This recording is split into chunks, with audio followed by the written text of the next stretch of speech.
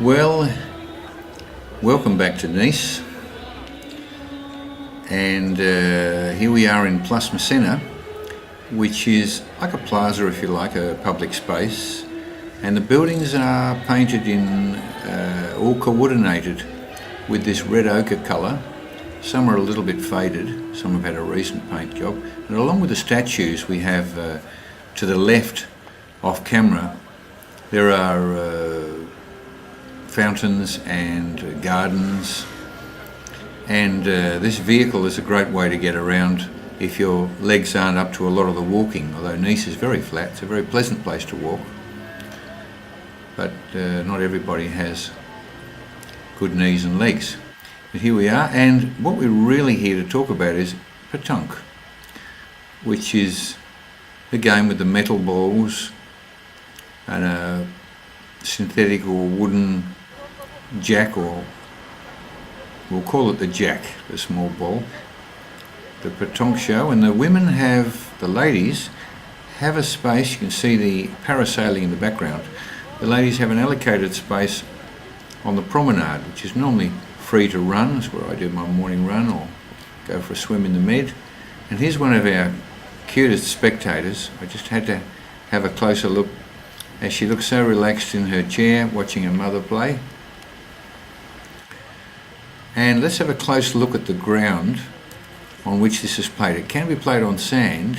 The gravel allows a little bit more mobility. The ball can roll more, although it's quite rough, and you can see the close-up of the jack. Here they're measuring the distance at the end of a game from the jack as to which team has the most balls closest and therefore the score.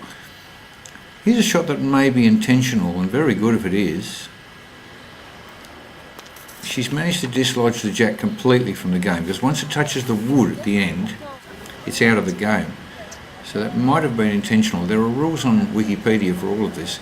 This lady is not disturbed by the sound of the horn and does an excellent bowl right up alongside the jack, which is difficult to do. And that's the reason for the horn, traffic issue. Here's the sand that rises as the ball comes in, knocking the opposition ball out of the way, which we'll talk about later. And here's the only competitor I saw who rubbed a hand in that before she actually did her underarm traditional Petanque bowl, and it's a good one. See the beautiful Mediterranean in the background? There's a offensive shot, knocking the opposition balls out of place, and a discussion about that could be the very end of the game, that particular one. Most of these they're all threesomes, which meant and each player has two balls. So in a threesome, two balls each. And what a great shot. And the official magazine, and we're going to watch the men now playing in the gardens of Nice. The beautiful gardens, very green. And here's a man who's being instructed by the other two members of his team as to what to do with his ball. And the ball closest to his shoes is an opposition from the other team. So his instructions are to knock the ball out, and they're telling him how to do that. And he's saying, "Oh, you sure that'll work?" And they're saying, "Yeah." And the big fella's saying, "Look, I'm bigger than you. Don't argue with me. And trust me, I know what I'm saying, and I have total confidence in your ability. So do it." And here he goes. He prefers to do it on his haunches. And action. Perfect shot. I mean, he really has played that well. I don't know what the final score was. Notice the big fella uses a magnet to pick up his ball, because bending is a little difficult for him. Now we have a close-up look at the balls without the players to watch the point of the guys there are specialists in this within the team. There are those who specialise in pointing, that is placing the ball like that, closest to the jack. There are those who specialise in shooting, as in knocking the opposition ball away from the jack, and ideally placing their ball close if they can. So here is a shooter knocking the ball out. and their accuracy is phenomenal.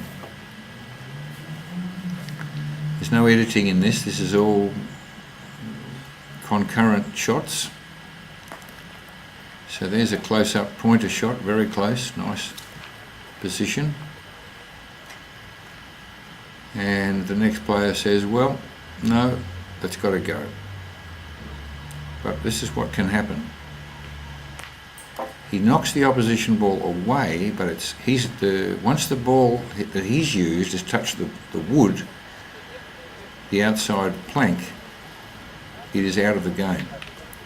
So the opposition ball is close. That ball could be as close, and the instructions to the next bowler is to knock that ball away. So the shooter has to and will successfully do this, and also put his ball, it's all about trajectory and speed and accuracy, put his ball equally close or possibly closer to the jack. A lot of skill. Approximately 6 metres from the jack. 6 to 10 is the international rule. By the look of it, these were about 6 metres away. Or 20 feet if you like, if you're not metric. And that one's closer, for sure. But what about knocking that one out without knocking the same team ball out? So this is a really tricky shot. And done perfectly. So the person who shot that ball did not knock his own team ball out of the way, which is a great skill.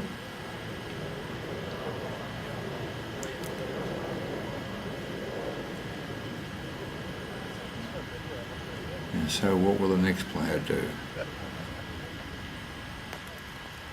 No. Not particularly, not a scoring ball.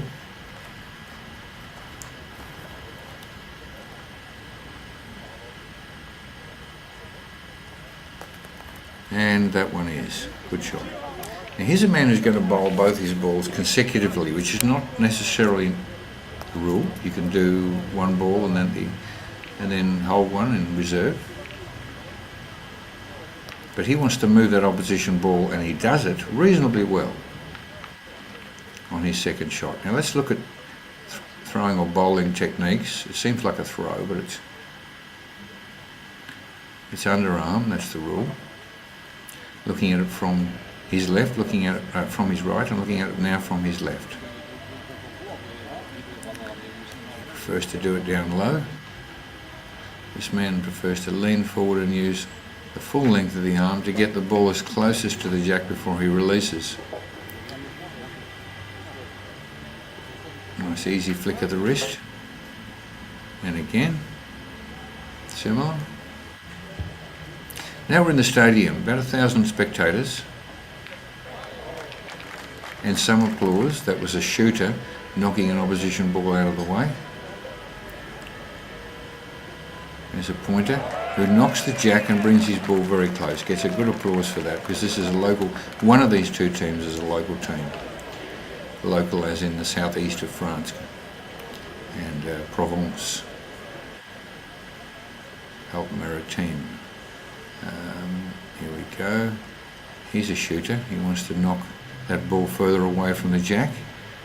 He takes a long wind up and direct hit, but not very far. He hasn't knocked it very far away, and his ball is completely out of the game.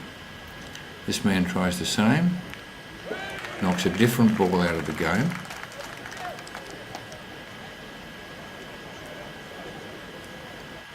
But this man, we'll call him a pointer, so he's going to place his ball close to the jack. Can he do it? Can he what? Very good. From here even it's easy to see that it's very close to the jack. And he gets a good applause for that.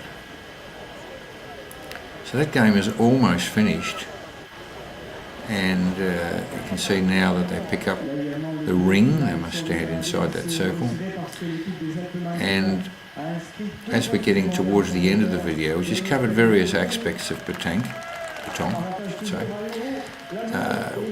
we'll see them stepping into position for the next game, and then move on to the end of that game where they've completed the set, if you like. Now just a close-up of the sign which shows there's an international school for Petanque, and it's quite popular in Spain as well. There are 17 million French players, but they don't all play regularly, and most are amateur. They're all shaking hands at the end, saying, okay, you won or we won, congratulations. Some shake hands, some do the peck on the cheek, depending on aftershave, smell of sweat, or how well you know the other player. And essentially that's it. And thanks for watching. I hope you enjoyed it. I'll leave you with the announcer. Catch you next time. Beau parcours de l'équipe des Alpes qui va donc s'arrêter en huitième de finale. Petanque.